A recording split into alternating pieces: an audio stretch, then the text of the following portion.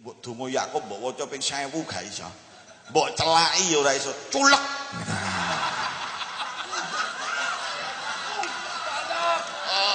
Obate iku dudu celak tapi Lah sakniki niki nggone wayahe jamane wong mata alhamdulillah. Arep kowe katut utawa kowe slamet bisa karepmu. Anda punya pilihan.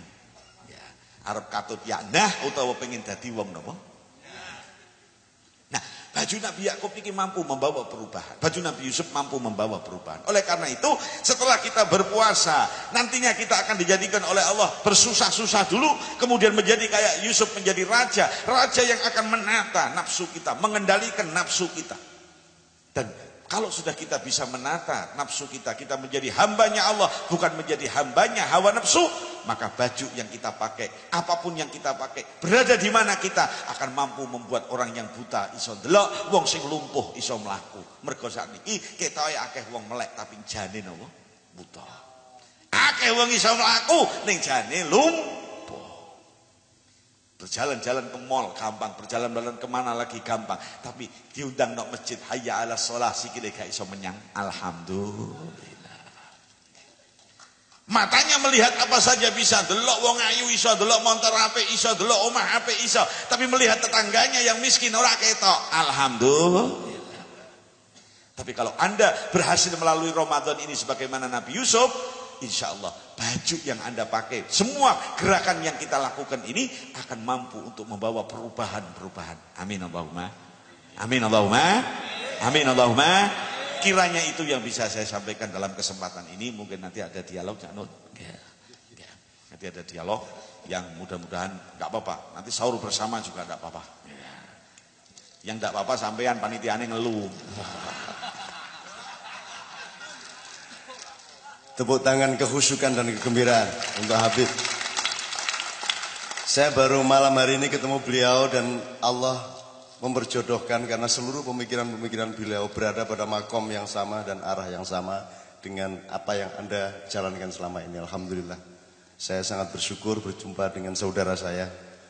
Ini saya tidak tahu anaknya Nabi Yakub yang keberapa.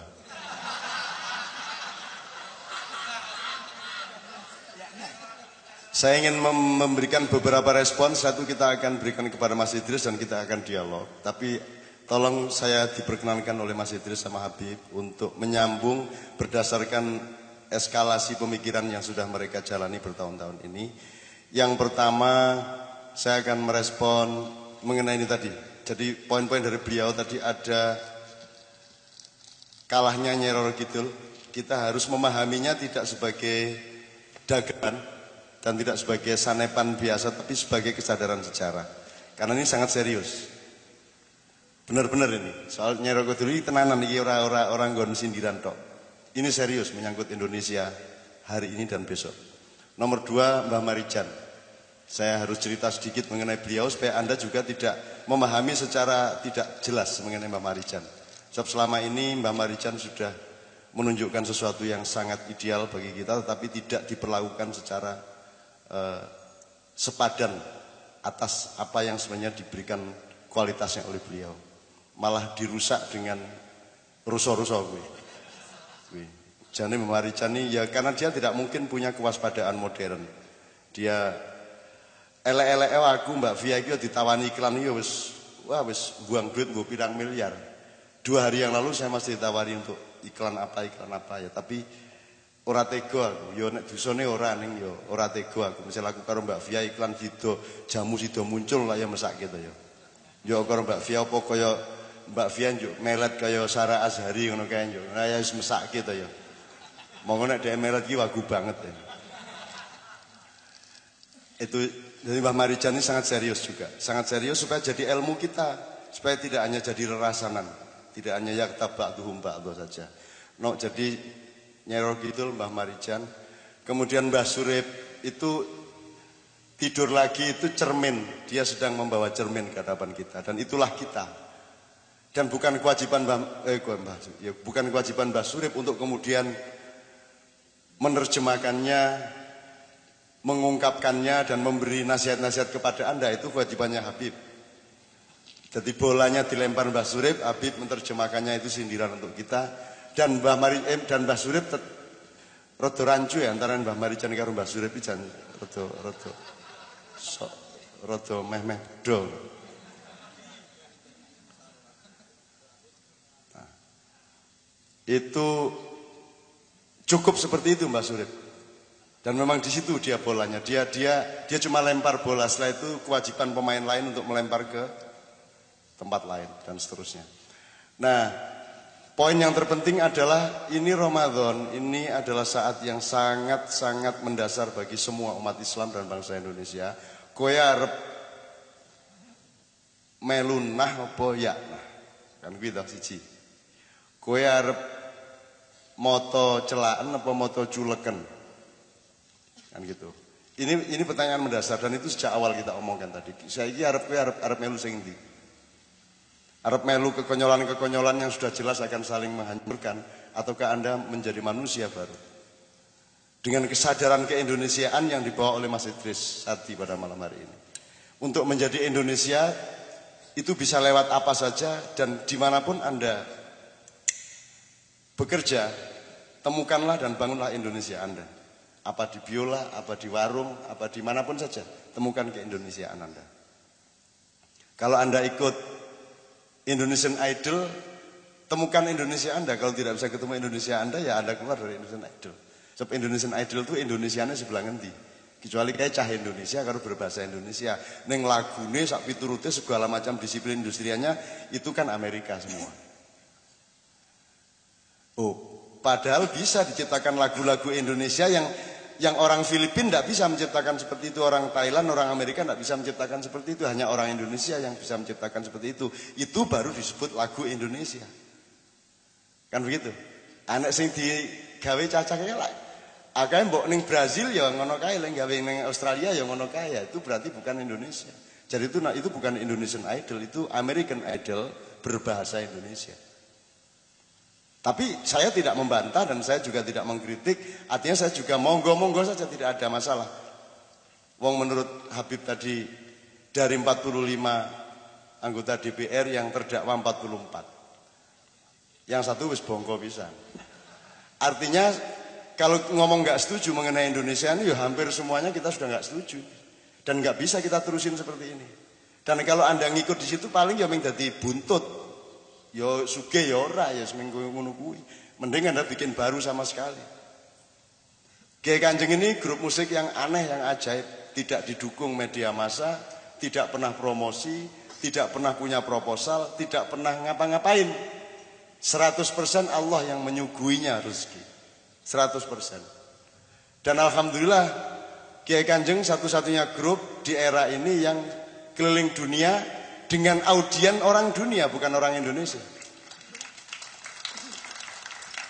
Artinya kalau Kiai Kanjeng ke Mesir yang penontonnya orang Mesir. Kalau Kiai Kanjeng ke Skotlandia, penontonnya orang Skotlandia. Bukan disponsori Jarum terus ke Amerika, terus di sana yang nonton anak-anak Indonesia juga. Aku lah yang pindah gon. Atau ke Korea, ke Hong Kong, grup-grup band, tapi si nonton ya TKI, TKW. Ya itu bagus-bagus juga, tidak ada masalah. Cuman itu bukan prestasi internasional. Alhamdulillah saya tidak pamer, tidak apa. Hari ini Anda baca Jakarta Post, sama kemarin ada 2 tulisan, 1 halaman yang kemarin dan hari ini separuh halaman. Laporan dari Australia. Tahun ini Kiai Kanjeng pentas di 6 tempat di Finlandia, nanti habis hari raya bulan November. Dan itu sama sekali orang Indonesianya paling cuma 2 orang, 3 orang. Selebihnya orang Finlandia. Waktu di Napoli kita pentas orang Indonesia cuma 1 yang nonton, yaitu Konsul Jenderal Indonesia di sana. Yang lain adalah orang Italia. Jenderal-jenderal, dijaga PM, gubernur, wali kota, pemain-pemain sepak bola di Napoli, cuman Maradona udah nggak ada. Dan mahasiswa-mahasiswa dan lain sebagainya, kaum intelektual termasuk sejumlah duta besar. Dan Kiai Kanjeng menunjukkan keindonesiaan. Kalau ke sana pentas hanya untuk seperti orkestra barat lah, terus wong kono ragumun aku pusate musik klasik di Napoli ya. Nek meng Ngono ya kuwi wong kono luwih ampuh. Ning sing disuguhi Kanjeng adalah musik Indonesia meskipun dengan penguasaan barat. Campur Afrika, campur Arab, sak piturute dijinakkan semua oleh Kiai Kanjeng. Ini rada kuwi muga-muga mlebu swarga kabeh bocah-bocah. Wah kuwi le dadi Nabi Yusuf entek-entekan kuwi. Tur ora tau dadi raja kuwi. Ini Yusufe banget dan hanya Allah yang memberi rezeki kepada mereka. Tidak masuk rumus industri, kudune lak promosi, kudune ono sponsor, ini kemana-mana tanpa sponsor.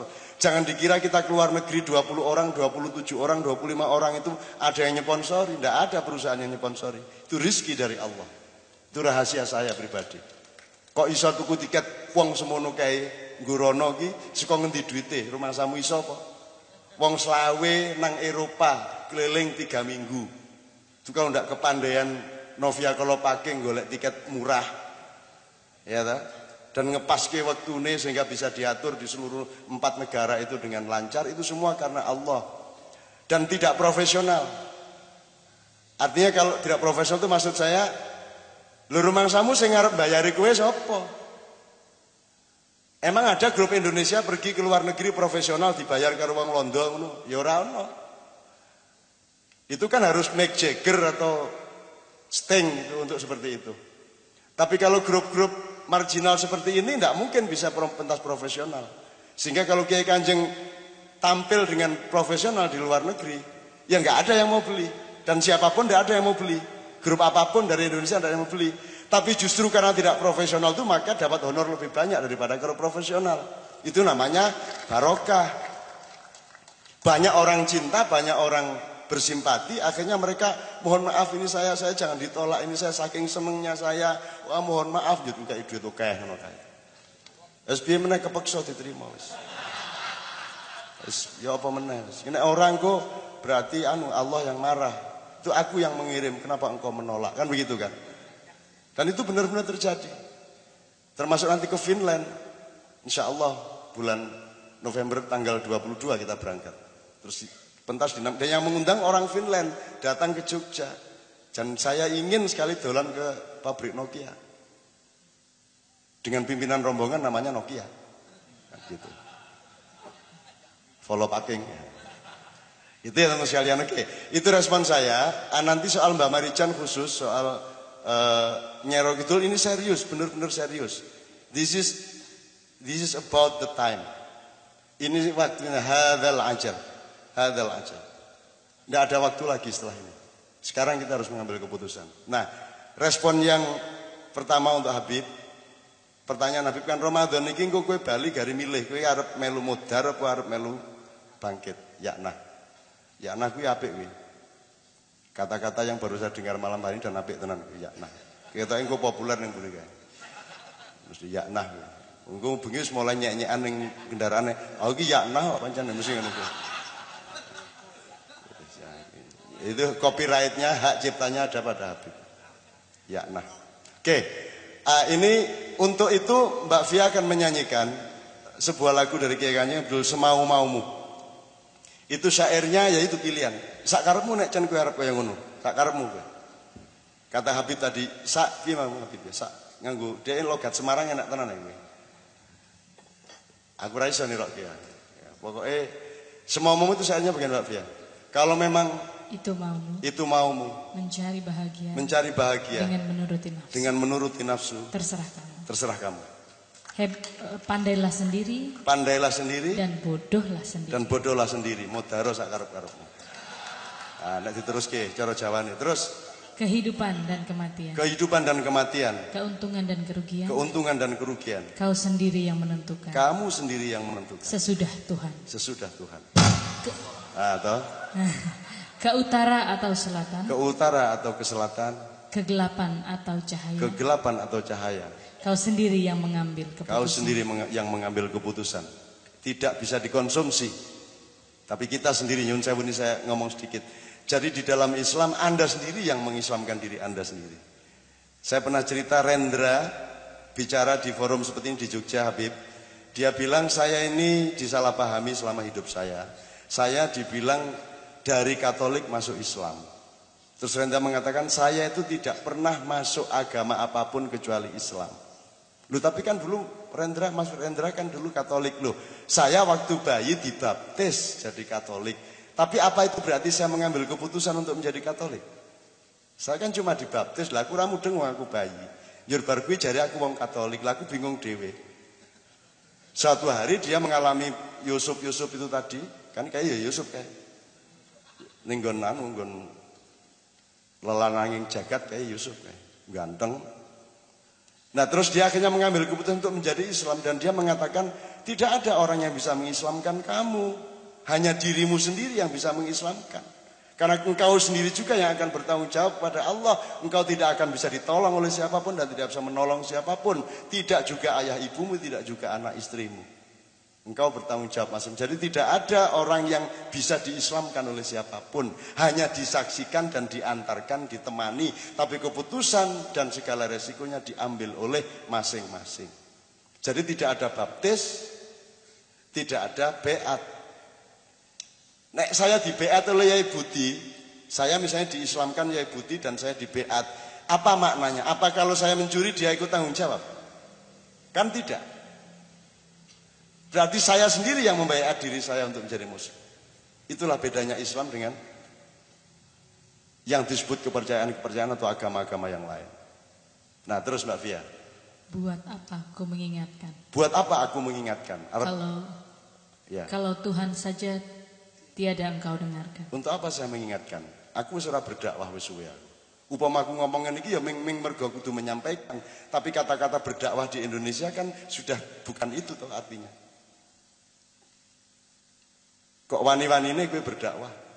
Ora isin kowe dadi kiai. Wong wis terbukti kiai semono kae melu korupsi, melu rusak. Kok kowe ora isin? Ya nah. Kan begitu. Nah, maksud saya begini. Maksud saya, ojo gampang-gampang kowe berdakwah. Kowe kudu mengenali persis siapa yang di depanmu, terus berbicara, bersilaturahmi. That's all, hanya itu. Tapi kalau berdakwah meneng-meneng, ono copet, ditangkep, metu penjara, jambret meneh, ditangkep meneh, njur kowe tampil di televisi. Ini contoh orang yang tidak bertobat. Malah disyukur-syukurke. Qala Rasulullah. Lu masa saya untuk nyuruh bersabar saja perlu dakwah? Masa orang itu untuk sabar saja perlu kiai? Untuk sabar lah ya iso kok deleki dhewe to ya. Lu rasa goleki ya mesti sabar-sabar dhewe to ya. Lho lek kowe kabeh ahli kesabaran to mbangane aku mbangane Yai Budi. Lebih ahli Anda. Yai Budi masih punya pesantren, masih punya teman lebih banyak. Penderitaannya tidak sebesar penderitaan Anda. Jadi kalau ngomong kesabaran, Anda dong yang lebih berhak ngomong kesabaran. Wong Anda sudah terbukti lebih bersabar. Profesor kesabaran, ulama kesabaran di Indonesia adalah rakyat kecil yang tertindas. Kere-kere. Kan begitu. Jadi aku rawani ngomong yang sabar ya, rawani aku. Wong saya hidupnya belum tentu lebih menderita dari Anda. Kan gitu. Jadi berdakwah itu ada tempatnya. Dan dakwah itu kan memanggil. Terus kata dakwah dai mubalik itu surah karu-karuan ning Indonesia mbuh maknane apa gitu loh. Wis mbuh maknane gak karu-karuan. Dakwah, doa, jajal kon jelaske iki, bedane dakwah karo doa. Kuwi dari kata yang sama. Terus dai, daiyah favorit. Kuwi karepmu apa kuwi? Kuwi apa karepmu kuwi? Lah nek Gusti Allah ngendika ujibu da'watad da'i idza da'ani, kuwi sing maksud dai. Sing didai itu ya orang yang berdakwah. Oh kuwi dai. Dai artinya apa? Dai artinya nyeluk. Nek nang Gusti Allah orang nyeluk ning nyopo. Jadi orang berdoa, doaun itu bukan meminta.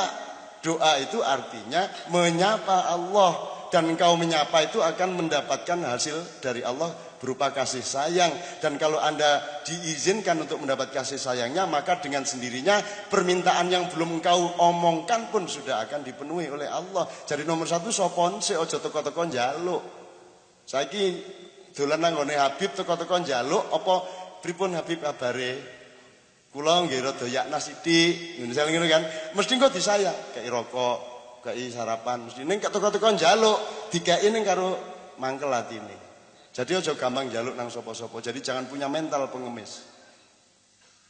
Bahkan kepada Allah perbanyaklah menyapanya. Menyatakan cintamu, bukan meminta, karena permintaan itu akan otomatis. Meskipun ada saat-saat kue karo Gusti Allah rada manja-manja njaluk-njaluk tenan Gusti iki kebangetan dan iki jenengan duwe hamba, duwe titah ciptaan jenengan iki utange kesuwen le ra iso mbayar iki. Mosok jenengan sing menciptakan kula mboten izin. Ngono kuwi ya ora apa-apa, sosok ngomong ngono kuwi. Hehe, jan mesti ngono kae ya. Ndonga karo guyu-guyu dhewe ngono kae. Nek kula pamane duwe anak kok utange akeh kula melu izin kula bayari lah jenengan iku lak menciptakan kula lah kula niku utange kaya ngene akeh mosok jenengan ora izin kan yo. Ada itu wali yang berdoa begitu, ya Allah, rumahmu ini ternyata punya utang banyak. Rumah itu maksudnya masjid. Gentengnya masih utang, semennya masih utang, kayunya masih utang. Terus dia bilang sama Allah, ya Allah, rumahmu ini ternyata punya utang banyak. Ya Allah, bayarlah hutangmu, ya Allah. Aku sebagai penjaga rumahmu malu. Apakah engkau sebagai pemilik rumah ini tidak malu? Ngono kuwi. Ning ya aja njuk bendung ngono kuwi kudu rada wali sik. Gitu ya, oke. Terus Mbak Fia, kalimat terakhir.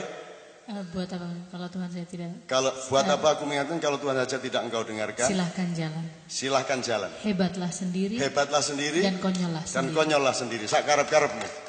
Kenikmatan dan kepuasan. Kenikmatan dan kepuasan. Bukanlah pada hayal. Bukan pada khayalan. Tapi di dalam sehatnya akal pikiran. Akal pikiran. Oke. Mencari rahasia Tuhan. Mencari rahasia Tuhan. Sejatinya kebahagiaan. Sejatinya kebahagiaan. Memijakkan kaki. Memijakkan kaki. Di bumi kenyataan. Di bumi kenyataan. Lampiaskanlah semau-maumu. Lampiaskan semau-maumu. Hanyutkanlah diri sesuka-sukamu. Hanyutkan diri sesuka-sukamu. Telanlah api dunia sekenyangmu. Telanlah api dunia sekenyangmu. Culeken dewi meripatmu. Asal jangan. Sesalkan akan cepat datang mautmu. Asal jangan sesalkan akan cepat datang mautmu. Ini wong wis kesel banget kuwi dieleke ra iso-iso. Wis saiki sak karep-karepmu arep modar-modar. Itu ceritanya. Yuk, Bas masuk. Mohon doa supaya teman-teman ini kuat karena usia juga sudah semakin tua dan kepikunan juga sudah mulai melanda. Dan tidak bisa ada regenerasi kecuali Allah menghendaki. Nah, saya akan berikan waktu untuk dialog. Kalau Mas Idris akan lebih dahulu mengemukakan beberapa hal, saya akan persilakan. Tapi perkenankan saya memenuhi janji dulu singkat saja mengenai Mbah Marijan sama Nyai Roro Kidul. Nyai Roro Kidul dulu, jadi memang Ustadz Ba'da tsunami itu kan 26 Desember. Gempa itu kan pernyataan Allah wa'agidu kaida. Semua orang sibuk dengan Gunung Merapi. Dan Sri Sultan sendiri menyatakan Gunung Merapi akan meletus 10 hari lagi.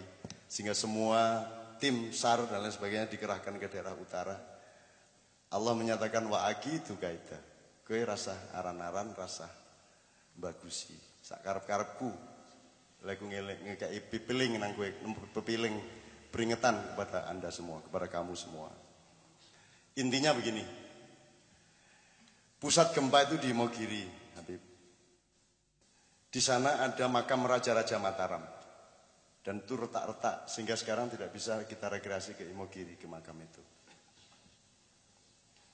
Jadi kalau pakai istilahnya Habib Umar, itu memang era berakhirnya kekuasaan Nyai Roro Kidul. Karena kerajaan dan raja-raja yang berkoalisi dengan spiritualitas Nyai Roro Kidul itu adalah Raja-Raja Mataram. Dan ini sudah berakhir. Sudah 500 tahun sudah Mojopahit hancur. Sekarang kita harus kembali kepada zaman baru. Sekarang akan muncul Demak yang baru. Kerajaan Islam yang egaliter, yang maritim. Tentu saja bukan Indonesia akan menjadi kerajaan Islam, tidak. Tapi berwatak seperti itu.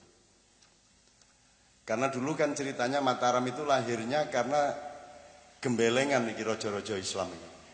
Sudah bagus-bagus bikin Demak, tapi kurang istiqomah, setelah itu jadi Pajang. Dan pada saat Sultan Hadiwijaya ini kurang serius juga memerintah. Dan tidak bisa mengatasi pertentangan antara Sunni dengan Syiah pada waktu itu. Dia bertengkar dengan Aryo Jipang atau Aryo Penangsang. Aryo Jipang itu seorang Syi'i, muridnya Sunan Kudus. Kalau Mas Karebet atau Hadi Wijaya itu muridnya Sunan Kalijogo. Artinya dari zaman itu sudah ada pertentangan antara Sunni dengan Syiah, ada pertentangan antara Islam dengan kejawen, dan ada pertentangan antar etnik maupun kelas, seperti yang terjadi pada Indonesia sekarang. Itu tidak bisa diatasi sampai meninggalnya Sunan Kudus dan Sunan Kalijogo. Sehingga yang terjadi kemudian adalah peralihan yang aneh dari dari Pajang ke Mataram. Anaknya Sultan Hadiwijaya yang namanya Pangeran Benowo tidak tahan melihat konflik politik yang multipolarisasi itu, sehingga dia kemudian memilih untuk melakukan gerakan kultural. Beliau bikin pesantren di daerah Banjarnegara, Banyumas, sehingga kerajaan kemudian beralih ke Mataram, loncat secara keningratan dari turunan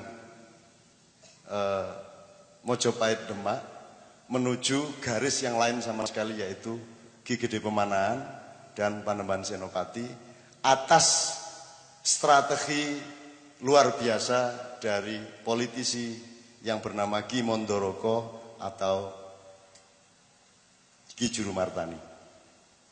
Nah, apa bedanya Demak, Pajang dengan Mataram? Bedanya adalah selama kerajaan Demak dan Pajang, setting atau kekuatan atau koalisi spiritualnya adalah dengan para wali. Tapi begitu Mataram berdiri, kekuatan dan wibawa para wali digantikan oleh mistik atau khayal atau bid'ah yang namanya Nyai Roro Kidul. Dan kemudian itu berlangsung meskipun coba disembuhkan oleh Sultan Agung, tapi tetap saja Nyai Roro Kidul berkuasa sebagai mitologi, dan itu berlangsung sampai Indonesia merdeka, sampai zaman Soeharto. Tetap Nyai Roro Kidul yang menjadi acuan. Kalau dulu itu Jawa Islam, zaman Demak, zaman Mataram itu kan Jawa lah, ning lah Islam. Nah mulai Mataram nganti Pak Harto kuwi Islam Jawa. Ya pancen wong Islam ning Jawa. Jadi Jawanya lebih dominan daripada Islamnya. Soeharto berakhir, kita tidak punya pedoman. Kita masuk ke reformasi dan kita tidak punya pilihan apa-apa kecuali mengembangkan nafsu yang tertahan selama 32 tahun. Akhirnya begitu reformasi terjadi, yang berlangsung adalah Soeharto melampiaskan diri. Semua menjadi Soeharto, semua menjadi koruptor, semua menjadi Nah-nya itu huruf N-nya itu N Semarang, bukan N Jogja. Jogja ya nah, kita ya nah. Nah itu irunge melu orang ming cangkeme tok. Ya nah itu. Kuwi wong Semarang sing iso. Nah, gempa kemarin menunjukkan berakhirnya era Nyai Roro Kidul. Ya tentu saja kita bukan tahu segala sesuatu, tetapi kita tetap harus punya hisab terhadap zaman. Kita harus punya muhasabah terhadap apa yang terjadi di dalam sejarah kita. Maka seluruh gerakan kayak Gambang Syafaat, Mocopat Syafaat, Kenduri Cinta, Padang Bulan, dan lain sebagainya, Paparandang Ate, Talika Asih di berbagai tempat, kita puncai dengan rokaat terakhir di Surabaya yang namanya Bang Wetan. Bang Wetan sudah berlangsung 1 kali dan seperti ini lumayan solid. Yang kedua nanti bulan Oktober tanggal 6. Bang Wetan itu memakai idiom dari wayang, karena sekarang ini lingsir wengi, pepeteng, bebendu, beboyo, memolo, memuncak sekarang ini, sehingga kita menunggu datangnya semburat merah di timur, tanda lahirnya matahari yang baru. Itu istilahnya dalam wayang Bang Wetan, abang-abang seko wetan. Wetan ini tidak harus Surabaya maksudnya. Tidak harus Jawa Timur maksudnya. Wetan itu artinya wis to diapa-apake, lahire apa wae iki ning wetan. Saka wetan ku ngulon njur kiamat. Lah nek kowe sekarang yang terjadi adalah matahari lahir dari barat. Terbit di barat. Apa maksudnya? Cara berpikir Anda dilahirkan oleh kebudayaan barat, oleh cara berpikir barat, oleh filosofi barat. Sedangkan Anda tahu semua ilmu pengetahuan dari kimia, kedokteran, musik semua lahirnya di timur. Minal Masjidil Haram, minal Masjidil Aqsa, alladzi barakna haulahu linuriyahu min ayatina. Jadi kita akan kembali ke timur. Semua ilmu-ilmu barat akan belajar ke timur. Anda tahu semua pemusik barat, di puncaknya mereka belajar kembali ke timur. Sting saja menjadi istimewa ketika pentas dengan pemusik Islam Turki, dengan pemusik India dan lain sebagainya. Mereka semua sekarang belajar ke timur. Apa yang dimaksud belajar ke timur? Belajar peradaban dan antropologi timur yang memang merupakan dasar peradaban dunia. Nomor 2, secara teknis belajar cara berpikir timur. Lihat itu gempa di Jogja. 4 hari setelah gempa tanggal 27 terjadi gempa yang lebih besar, yaitu ketika Wakil Presiden menyatakan akan memberi 30 juta kepada setiap orang yang rusak rumahnya, dan itu tidak pernah tercapai sepeser pun sampai hari ini. Itu gempa yang lebih besar. Orang Bantul sudah bangkit, tapi begitu mendengar 30 juta mereka berhenti. Tidur lagi, dah. Gara-gara diiming-imingi 30 juta. Teman-teman sekalian. Nah, mari kita belajar sekarang ilmu timur. Kan kita sering, ya kita kan budaya timur, ngono-ngono kae lho. Tapi tidak pernah dipahami benar-benar. Nah, malam hari ini kita tegaskan kembali. Meskipun nanti setelah Anda menguasai ilmu timur, cara berpikir timur, peradaban timur untuk sampai ke barat. Ya, kalau Anda dari timur ke barat, Anda akan matang. Tapi kalau tiba-tiba Anda menjadi orang barat seperti sekarang, kesurupan mesti mudare. Orang akan matang kalau dari timur ke barat. Wong yang sudah terlanjur di barat aja sekarang ke timur, kok Anda yang sudah enak-enak orang timur malah ke barat. Malah jadi orang barat tanpa orang timur. Bagaimana Anda menjadi orang dunia? Bagaimana Anda menjadi manusia dunia kalau tidak terlebih dahulu menjadi manusia Indonesia yang matang? Bagaimana Anda menjadi manusia Indonesia yang matang kalau Anda belum menjadi orang Jawa yang matang? Kan begitu. Bagaimana Anda menjadi orang Jawa yang matang kalau Anda tidak menjadi orang Semarang yang matang dulu? Jadi ada tahapan-tahapannya, tidak tiba-tiba kesurupan seperti Habib bilang tadi. Jadi bar tsunami oke wong kesurupan, sebenarnya sehari dulu kesurupan, cuman Gusti Allah melihat bahwa iki jo kesurupan, dadi do orang ngerti bahwa mereka kesurupan. Yadri wala yadri annahu la yadri wala yadri annahu la yadri. Gandeng wonge kesurupan ya endi ana wong kesurupan ngerti nek dhek kesurupan. Mulane dikeki tsunami, dikeki tondo-tondo wong kesurupan ben kowe ngerti nek kowe iki do kesurupan kabeh. Terus dikei Inul radhiyallahu anha. Itu Gusti Allah ngandani kowe. Mergo kowe iki bendina mung nyembah bokong. Ning kowe ora sadar dikei Inul ben kowe ngerti nek kowe iki nyembah bokong. Ndase Cak Nur we regane ora 300 juta. Ya toh? Sirahe wong pinter-pinter. Muhammad Hatta sapa sing regani? Habibie dibuang. Jadi kepala dimurah-murahkan, dibuang-buang, pantat dijunjung-junjung. Itulah bangsa Indonesia. Apalagi kalau saya ulang ilmu sholat. Ya toh? Lho bokong kuwi kan penting banget untuk menunjukkan wudhumu ki sah apa ora. Wong sing ngentut bokongmu sing diusui tangane karo raine. Apa sebabnya? Mergo sing merupakan kepribadianmu adalah display dari wajahmu, representasi dari wajahmu. Makanya wudhu itu kan memelihara martabat. Janjane sing ngentut lak dudu dheke. Sing ngentut ora dicawi itu. Dut nunjuk wudune lak sendure to. Apa sebabnya? Karena manusia terletak di wajahnya, tidak di pantatnya. Lah kok kowe iki tuku tiket dinggo dibokongi, kuwi lak sak rendah-rendahe wong. Anda tidak ada gunanya sujud. Karena sujud itu menunjukkan betapa orang yang salah langkah itu pantatnya akan tertinggi tempatnya dalam hidupnya dan wajahnya akan paling rendah. Lah ngene ta nek sujud. Kiraine iki lah kowe iki wis dadi ngono kuwi. Dieleki karo Gusti Allah dengan didatangkan Inul. Jadi Inul itu bener radhiyallahu anha. Kayak ora mudeng kok kae. Saya salah apa ngono kae. Ora mudeng dek arep ngopo. Jadi engko nek arep buang nang neraka dhek bingung, lho kula niki salah napa? Ngono iku malaikate yo mesake yo sapa mlebu swarga kono. Bingung kok dhek. Gitu teman sekalian. Ini sangat serius, ini sangat serius. Nah itu yang tentang Nyai Roro Kidul. Jadi sekarang minimum itu doa kita dan kita harus akhiri ini semua penyembahan pantat ini harus kita akhiri. Tapi kita kembali ke wajah kita. Siapakah wajah kita? Keindonesiaan kita. Kan kalau Anda mengingat Yai Budi misalnya. Oh Yai Budi sing ndi sing dieling-eling apa nih?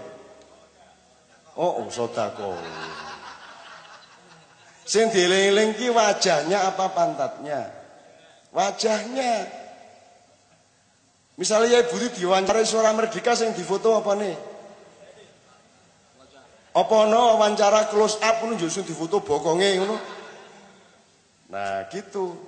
Nek gawe KTP yang difoto apanya? Wajahnya. Ini ilmu sederhana. Tapi orang tidak pernah paham. Nah, mudah-mudahan dengan doa kita, dengan gerakan-gerakan yang kita puncai di Bambang Wetan Surabaya, itu akan muncul betul manusia Indonesia yang siap menjadi pemimpin esok pagi. Amin. Dengan nyanyi Indonesia Pusaka, ya nanti Indonesia, gitu ya nanti ke Mbah Marijan.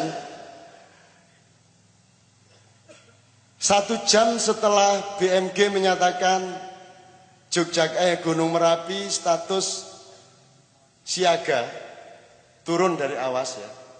Justru ketika dinyatakan siaga maka muncul asap. Wedhus gembel itu. Wedul gembes.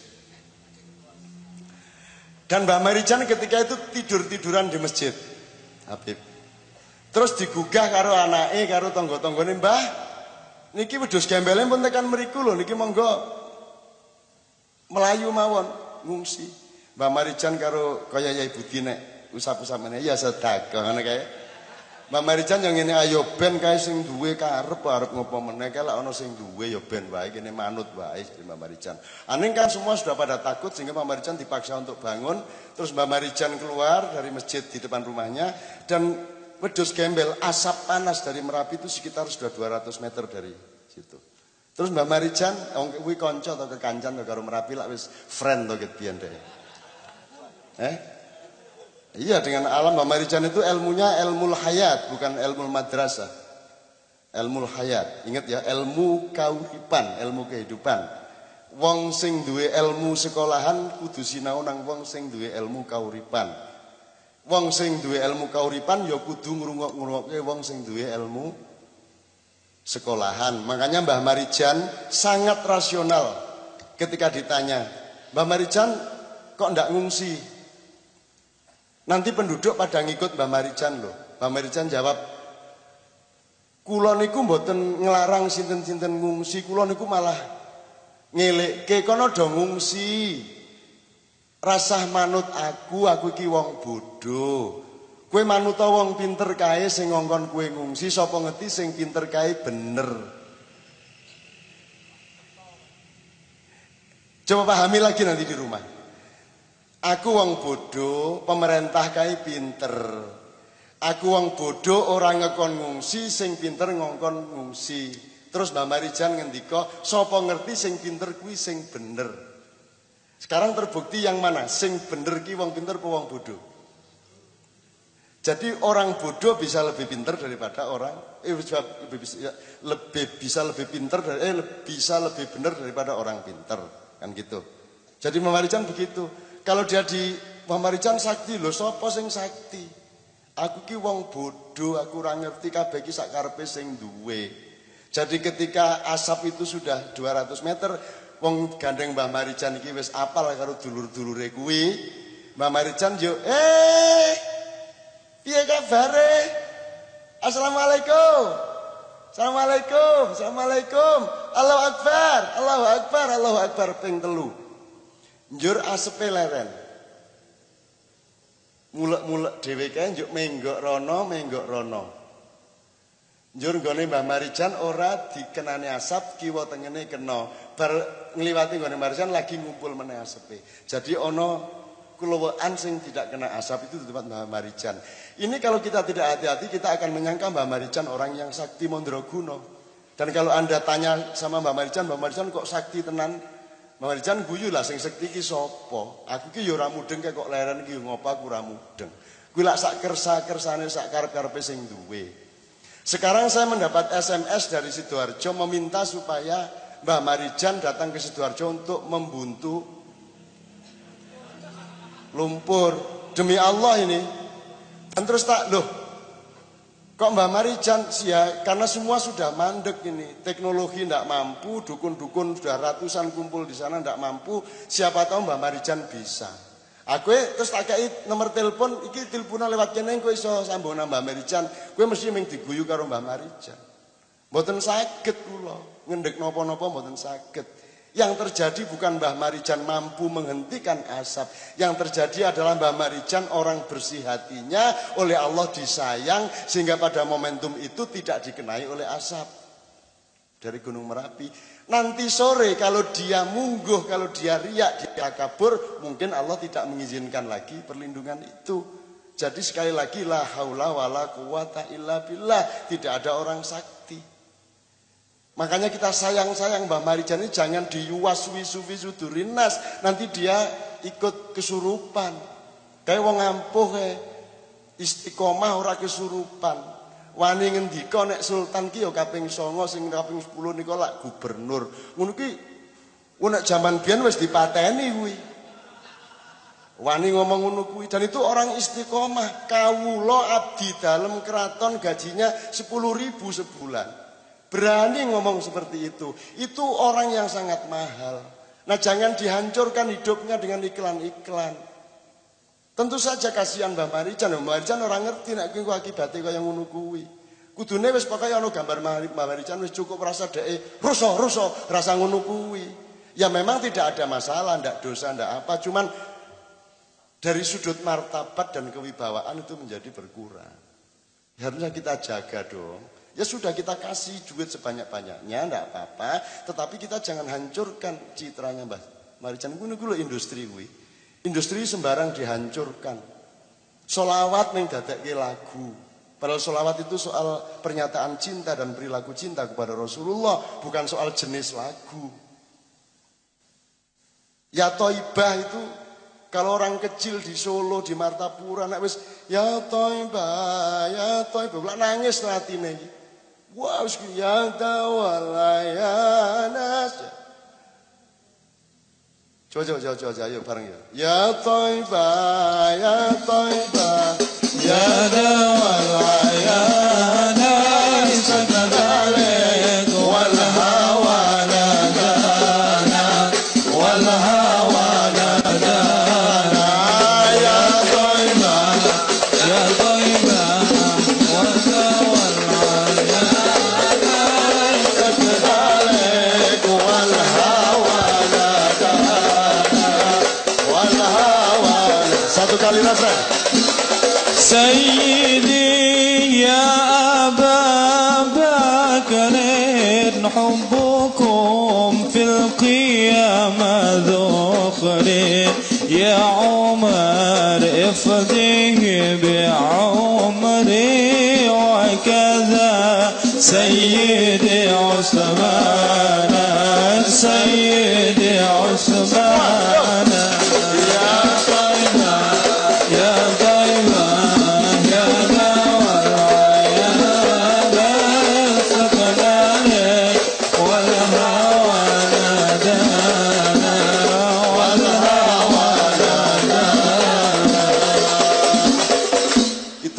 kecil yang utangnya banyak, yang hidupnya susah, itu ada katarsis, ada pelepasan kekesalan hati dengan selawatan seperti itu ada penyegaran kembali. Itu menjadi sakral, itu merupakan simbol cintanya kepada Allah dan kepada Rasulullah. Sak kalimate, sak lagune iki wis begitu nah iku dadi religius sekali.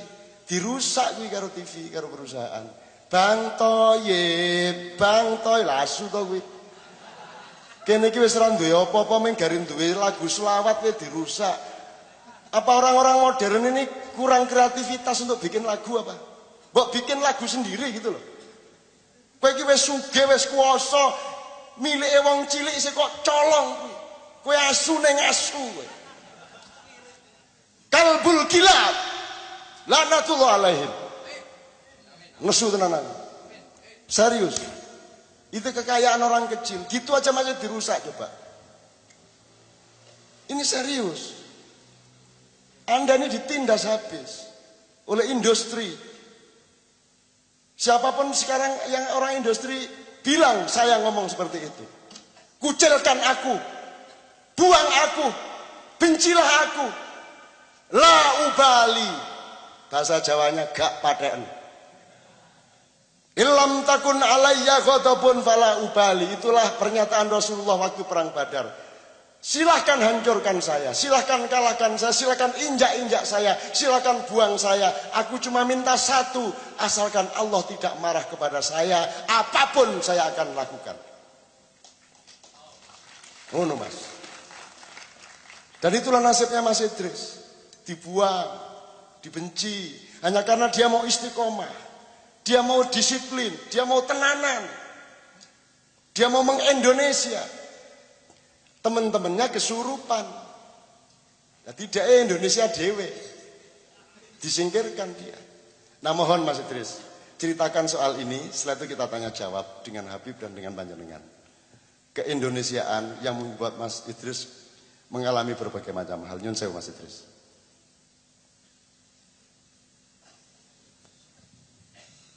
Begitu besar nikmat Allah, saya kayaknya nggak mampu lagi bicara cerita tentang apa. Segala kebesaran nikmat Allah yang saya terasakan di negeri ini. Betul, saya nggak mampu. Saya hanya mampu yang dimana saya tumpahkan, saya curahkan kepada permainan biola saya. Seperti yang selama ini saya lakukan. Saya sudah tidak punya air mata. Memang sudah menjadi suratan buat saya bahwa saya harus mengalami ini semua. Tapi justru saya kanun teman-teman semua, justru saya bersyukur bahwa saya lahir di Indonesia, jadi anak Indonesia. Itu sangat penting buat saya, dan itu syukur itu yang saya nikmati, syukur itu sampai saat ini. Maka saya selalu katakan pada siapapun bahwa saya hanya punya syukur, pujian Tuhan yang milik Allah. Tolong ingat itu. Pujian Tuhan yang milik Allah. Kita cuma punya syukur. Karena sudah menjadi kehidupan saya bahwa saya hanya punya milik syukur. Maka yang ada bahwa saya berhutang terus. Malam ini pun saya masih berhutang. Waktu saya tadi diminta Cak Nur bawa untuk ikut main bersama-sama dengan lagu-lagu yang saya belum bisa menghayatinya dengan baik. Saya tidak berani.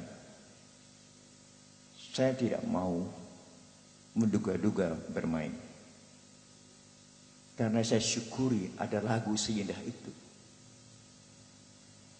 Saya belum mampu. Saya harus menilai bahwa memang betul.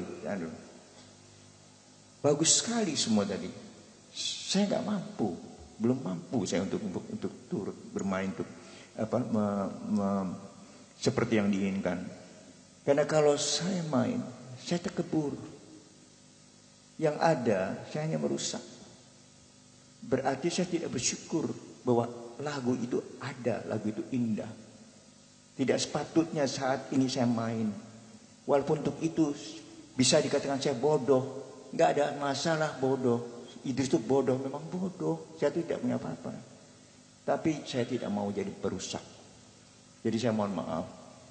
Untuk kali ini memang saya tidak mampu untuk mewujudkan seperti apa yang mungkin kalian harapkan. Dan apa yang tadi Cak Nun harapkan.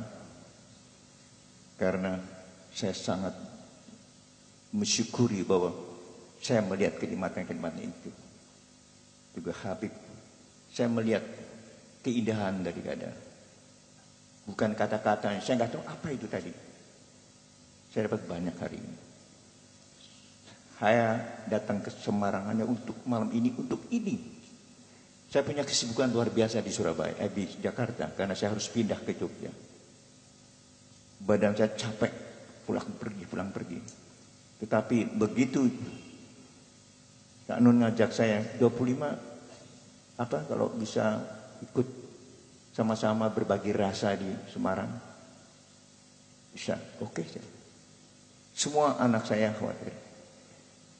Saya jujur, tadi saya mau berangkat, saya bleeding lagi, keluar lagi darah. Saya kalau stres keluar darah. Stres kenapa? Stres, apakah saya mampu mewujudkan keinginan semua saudara-saudara termasuk Kanjeng untuk main sebaik mungkin? Saya tahu tidak mampu. Tidak mampu itu saya tahu mengecewakan. Saya stres saya di situ. Saya tahu saya mengecewakan. Tadi saya keluar darah banyak. Tapi lihat, saya tegar. Karena saya tahu ada kasih sayang yang saya rasakan di malam ini yang luar biasa dari Habib yang tidak kenal saya. Saya dielulukan. Malu saya dengarnya, karena itu semua bukan saya. Yang main bukan saya dimainkan Allah. Karena saya dimainkan Allah, sekarang saya sudah berjanji bahwa saya akan membayar hutang-hutang itu makin banyak. Malam ini makin banyak lagi hutang saya. Dan semua itu karena negeri ini. Karena negeri inilah saya jadi begini. Dengan segala macam kekurangannya, jadi segala macam apa yang saya makan. Saya dimaki. Saya difitnah. Saudara tahu, demi Allah, sebetulnya saya tidak ada di negeri ini sekarang. Tidak. Tapi saya sejak tahun 55 saya tetap kembali negeri ini. 55 saya sudah ke Eropa. Saya kembali ke negeri ini. Justru waktu di Eropa itulah saya mengenal namanya lagu Turang. Nama lagunya Pisau Surit. Yang tadinya saya nggak tahu. Dan di sana justru dengan lagu-lagu itu saya mendapat pujian. Sampai mereka bilang, sampai waktu saya mau bilang mau pulang ke Jakarta, mereka nangis. Nangis mereka. Mereka bukan bangsa saya. Tahu Pisau Surit? Belum tahu kan? Saya tahu Pisau Surit, tahu Patah Hati itu justru ini ke orang. Dari orang-orang Indonesia yang juga cinta pada Indonesia. Izinkan saya mainkan Pisau Surit sebentar.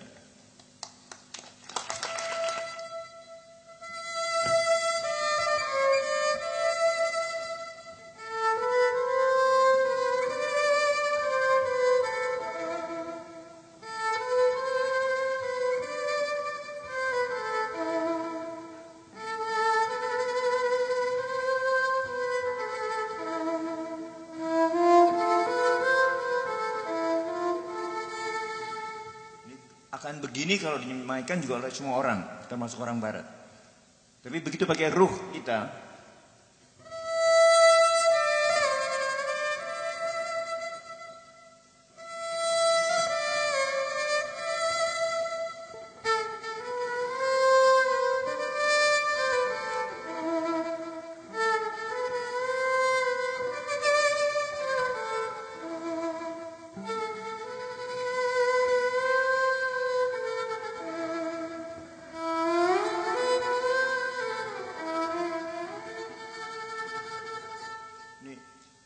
ini seperti ini. Ada Pisau Surit, lagu dari Tapanuli, ya Karo. Ya, ini satu contoh. Saya kira waktu pendek, ya. Saya tidak bisa berlanjut, tapi dengan waktu pendek ini saya kira ini berarti ada tanda untuk lain kali. Amin ya rabbal alamin. Saya kira intinya, semangatnya, rohnya, substansinya sudah masuk ke dalam hati dan pikiran kita, dan teman-teman akan meneruskan lagu dan semangat itu dalam kehidupan masing-masing. Sekarang berdiri semua. Mas Idris yang menentukan kuncinya apa. Indonesia Pusaka bareng-bareng. Bismillahirrahmanirrahim. Akan memenangkan pertarungan di dalam zaman di mana Allah menjadi raja. Ya, monggo Mas Idris.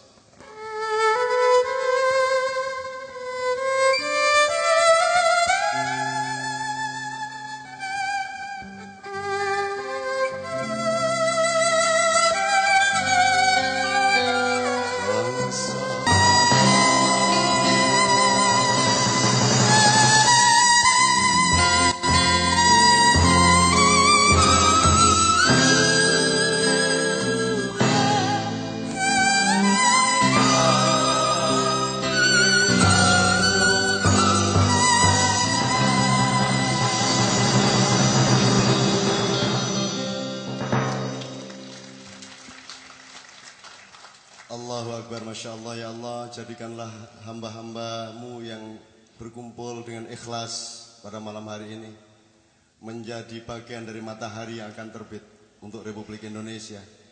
Mulailah belajar untuk hidup yang mulailah belajar untuk memimpin lingkunganmu, mulai belajar untuk memimpin keluargamu, dan mulailah siap-siap untuk memimpin Republik yang sedang hancur-hancurnya, tapi akan dibangkitkan oleh Allah Subhanahu wa Ta'ala. Kita doakan bersama, dipimpin oleh Kiai Budi Harjono.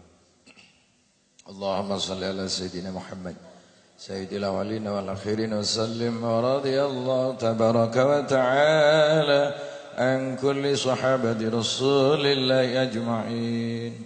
Alhamdulillahi rabbil alamin. Hamdan na'imin, hamdan syakirin, حمدا يعفي نعمه ويكافئ مزيده يا ربنا لك الحمد كما ينبغي لجلال وجهك الكريم وعظيم سلطانك.